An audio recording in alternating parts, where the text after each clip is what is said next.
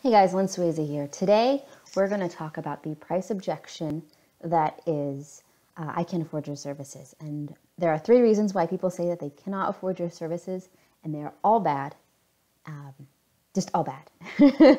Okay, so when someone says to you, so let's say you're doing your presentation, right? And someone says, I can't afford your services. There are 3 reasons that they say this.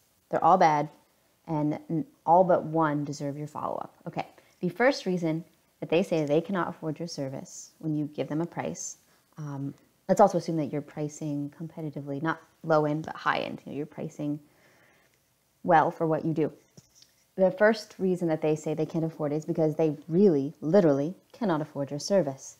What that means is that they are not ready for your service. You don't want them taking on debt or anything else just to afford you. If they can't afford you, they're not ready. Point them to some other resources to get them started, do it yourself or whatnot. Let them go. They're not ready. They may come back. The second reason that they say that they cannot afford your service when you know they can is because they don't value the service that you provide. So let's say someone wants a sales page for $5, and kid you not, I see this crap on Upwork. Where people are like, I want a sales letter, but I'm only going to pay, $20 for it. It doesn't work that way. They don't value what a good sales letter can do for them, which means they're not going to value you. It means they don't value what you do enough to pay the prices that it'll take to get the results that they want. Let them go. They're not worth your time. They're definitely not worth lowering your price for. Don't do it. Let them go. Now, the third reason that people say that they cannot afford your services or aren't interested when they value what you do and when they have the budget for it is because you have not tied the price that the investment required with the value that you bring. So you don't have enough social proof. You aren't talking enough about their outcome, about how your product or service ties to their outcome, etc.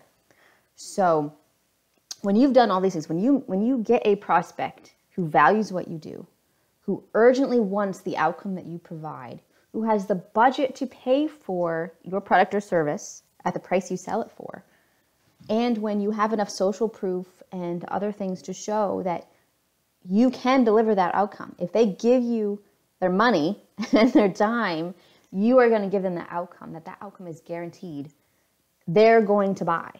They're going to put off other bills. They're going to eat ramen for a month in order to buy your product. So, what does this tell you? 1, price objections are almost never price objections. When people object to prices, it has something to do with value on their end and not with you. So don't take it personally.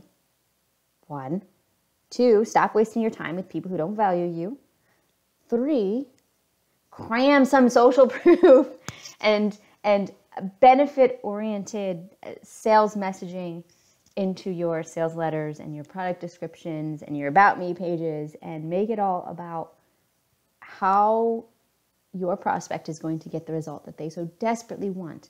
This is why, great copywriters talk about getting in their head, right? When you can use their language, your prospect's language, but how they talk about their problem and what truly to them, success means. Let's say I were to start a business. I'm a copywriter. Let's say I were to start a business teaching new writers, freelance writers, how to get into copywriting. I wouldn't really talk to them about making 6 figures. That whole AWAI 6-figure thing is too big. It's too big to be believable. So this is why, Ramit Sethi, if I will teach you to be rich, he starts with $1,000 or $500. Because in their minds, they're not there at 6 figures. 6 figures is totally realistic. They're not there yet, though. They don't think it's realistic, so you have to go smaller. Things like that. So I guess the takeaway is if you have problems with pricing and getting people to buy into your pricing, look at those 3 factors and make sure that you are targeting and selling to the prospect that values what you do and has the budget. And then make sure that you are bringing your game with the social proof and everything else, and you'll sell.